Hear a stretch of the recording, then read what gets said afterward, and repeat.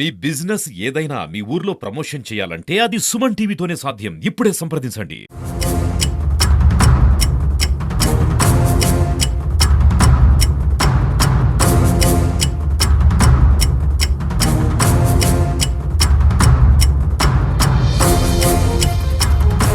అనుమానం అయితే వస్తుంది. జరిగినటువంటి సిచ్యువేషన్ మనం స్టడీ చేస్తే, ఉన్న సీసీ కెమెరా ఫుటేజ్ మనం స్టడీ చేసినప్పుడు ఎక్కడో ఒక అనుమానం ఉంది. ఏంటి వెనకేమన్నా జరిగి ఉందా అని చెప్పేసి. ఇప్పటికి కూడా నేను ప్రార్థిస్తుంది ఏంటంటే జీవం గల దేవునికి ఇది ఒక ప్రమాదమై ఉంటే చాలా బాగుండు అన్న ఆలోచన.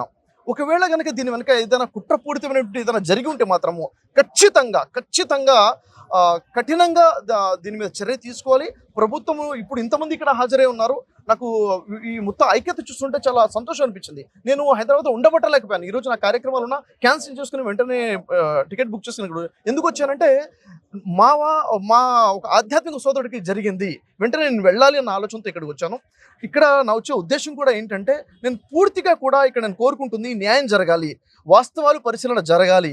ఇక్కడ ఏ ఒక్కరి హస్తం ఉన్నా కానీ వీరు వారిని చూడకుండా కఠినంగా శిక్షించాలి. ఇలాంటి దుర్ఘటనలు జరగకుండా చేయాలి. ఎందుకంటే దేశవ్యాప్తంగా మనం చూస్తున్నాం అక్కడక్కడ ఈ మత విద్వేషాల పేరుతో వారితో అనేక సంఘటనలు జరుగుతున్నాయి. ఇది చాలా దురదృష్టకరమైన విషయము.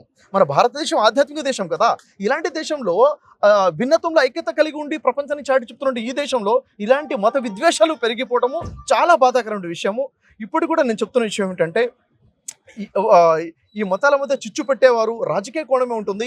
ప్రజలు మంచివాళ్ళు ఎప్పుడు కూడాను ప్రజలు మంచివాళ్ళు ఉంటారు. ఏదో 1% ఉండొచ్చు వారు ఏ మతంలో ఉన్నా కానీ. మత విద్వేషాలు చేసేవారు, మత కుట్రలు చేసేవారు, విచ్ఛిన్నం చేసేవారు ఏదో 1% అంతకన్నా తక్కువ ఉండొచ్చు. కానీ సామాన్య ప్రజలందరూ కూడా ఐక్యతతో మనకి కలిసి ఉంటాము.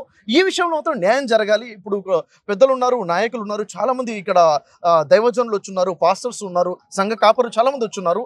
అందరూ కోరుకుంటుంది ఒకటే ఏంటంటే న్యాయం జరగాలి, సరైన పరిశీలన జరగాలి. మరి ఈ విషయంలో సోషల్ మీడియాలో చాలా డిబేట్స్ జరుగున్నాయి. గతంలో మనం కొంత హిందూ సోదరులతో అయినా కానీ ముస్లిం సోదరులతో కానీ చర్చలు జరుగున్నాయి. ఇక్కడ నాయకులు చెప్తున్నారు ముఖ్యంగా ఇలా కొన్ని వార్నింగ్స్ కూడా వచ్చున్నాయండి. మరి దీనిలో వెనక కుట్రుందేమన్న ప్రశ్న బలంగా లేవనెత్తుతున్నారు. నేనేమంటున్నానంటే డిబేట్ విషయంలో మాట అనుకోవటం ఒక వంతు, ఒకరిని హెచ్చరించుకోవడం ఒక వంతు. ఇది ఎంతవరకు వాస్తవంగా ఒకరి మీద ఒకరు అటాక్ చేశారన్నది మాత్రం ఖచ్చితంగా పోలీసులు పరిశీలన జరగాల్సిందే. వాళ్ళు ముస్లింలైనా, హిందువులైనా, క్రైస్తవులైనా మతంతో సంబంధం లేదు. మంచి అవుతుంది, చెడే అవుతుంది. కాబట్టి మంచివాడిని మంచివాడిగా, చెడువాడిని చెడువాడిగా చూద్దాము. ఎప్పుడు కూడా నేను చెప్తున్న విషయం ఎప్పుడు ఒకటే, మనిషి కోసమే మతం ఉంది, మనిషి కోసమే ధర్మం ఉంది తప్ప ధర్మం కోసం మనిషి లేడండి.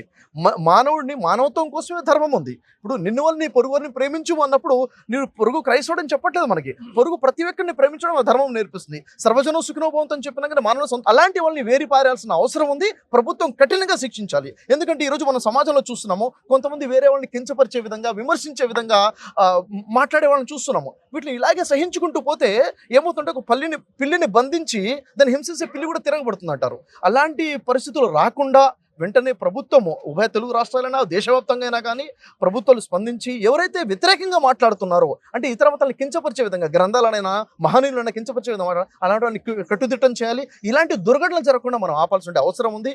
కాబట్టి ఇక్కడ ఉన్నటువంటి ప్రతి ఒక్క సోదరుతో కూడా ఇంత సహనంగా, మన క్రైస్తవ సోదరులో ఉన్నటువంటి ఈ సహనాన్ని చూస్తే నాకు చాలా ఆశ్చర్యం అనిపిస్తుంది. ఇంత సహనంగా ఇంత పెద్ద దుర్ఘటన జరిగిన తర్వాత కూడాను వీళ్ళందరూ కూడా ఒక మాట మీద నిలబడి ఉండి, లేదు మేము వెయిట్ చేస్తాము, పోస్ట్మార్టం రిపోర్ట్ వచ్చిన తర్వాత, పరిశీలన జరిగిన తర్వాత ఇది ప్రమాదం అని చెప్తే మాత్రము ఇది దైవచిత్త ప్రకారంగా జరిగింది, అలా కాకుండా ఏదైనా జరిగిందంటే అప్పుడు మాత్రం మేము ఊరికిన వాళ్ళం కాదని ఇప్పటికి ఇంత సహనంగా ఉండాలంటే నేను హ్యాట్సప్ చేస్తున్నాను సార్. ఇంత సహనం ఇది కావాలి. ఎందుకంటే పబ్లిక్ ఎప్పుడైతే కంట్రోల్లో ఉన్నారో అప్పుడే, లేకపోతే పోలీసులు కూడా ఏం చేయలేరు పబ్లిక్ కంట్రోల్ తెప్పారంటే. కాబట్టి నేను అందరికీ కూడా వేడుకుంటుందంటే సహనంగా ఉందాము. ఒకవేళ దీంట్లో ఏదైనా ఉంది అంటే పూర్తి న్యాయం జరిగే వరకు నేను కూడా మీతో పాటు నిలబడున్నాను. నేను చెప్తున్నాను పూర్తి న్యాయం జరిగి నేను నిలబడున్నాను. అందుకోసం నేను